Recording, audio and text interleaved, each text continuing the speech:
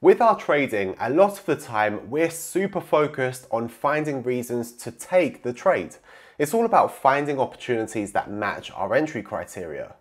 But I think it's time to maybe throw a cat amongst the pigeons. Because what if we also looked for reasons not to open a trade?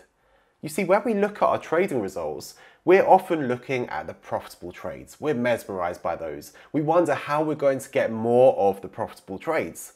But if you manage to remove more of the situations that lose you money, you're also going to have a better outcome as well. So not just increasing profitable trades, but reducing the losing trades.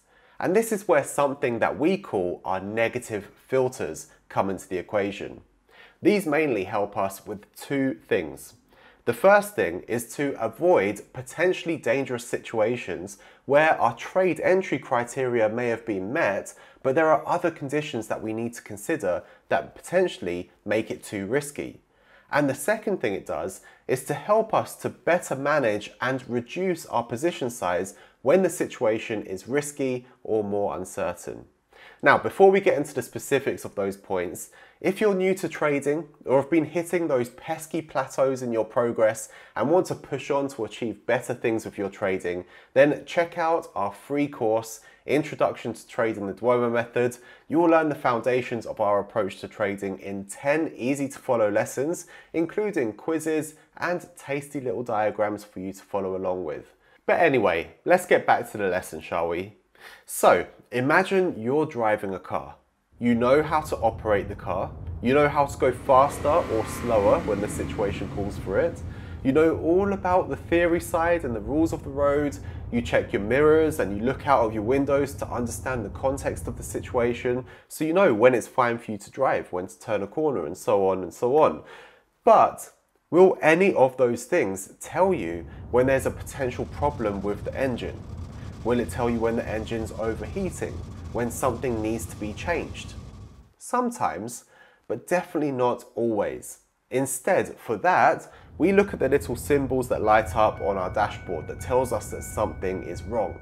These warning signs are like our negative filters. You can't use them to drive, but they can cause you to stop driving or to slow down in potentially dangerous situations. You see, when we're always so focused on what we need to see to be able to open a trade, there may be other signals or signs that we're not paying attention to. Things that will never help us to open a trade, but they may just save our ass and help us to not open a trade when the time is definitely not right to be involved in the markets. So a negative filter should never be used to increase your position size or to add anything to a trade opportunity. It's instead only used as a line of defense. So let me give you an example. A lot of people say that you should never try to call the top or the bottom of the market, that the trend is your friend.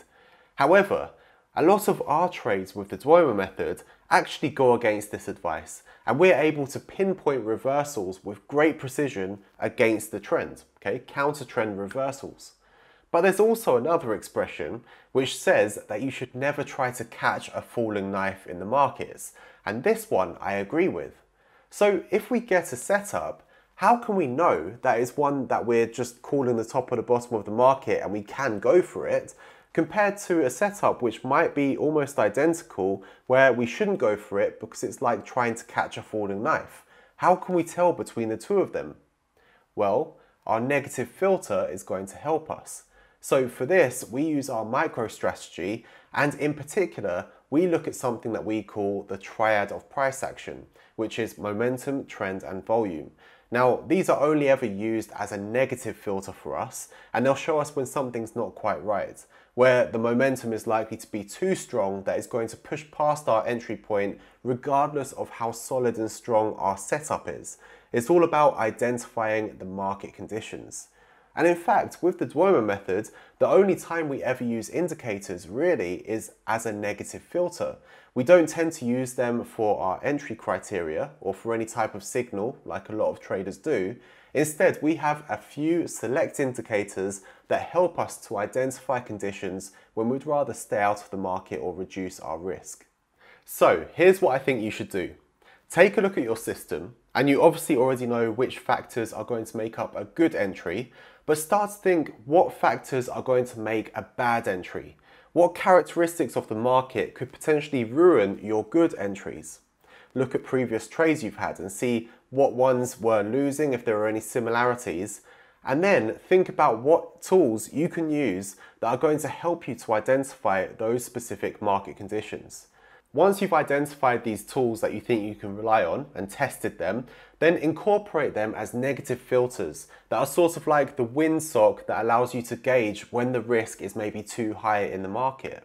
Now, of course, it does mean that you're sometimes going to miss some good entries, but overall, you're removing this element of uncertainty, this element of luck. So although you're removing some good entries, you're making your trading much more controllable, which means that you're going to have much more controllable success rates. So if you found this lesson helpful, then why not check out another video? You can see this one up here. This is a good one. Check that one out next.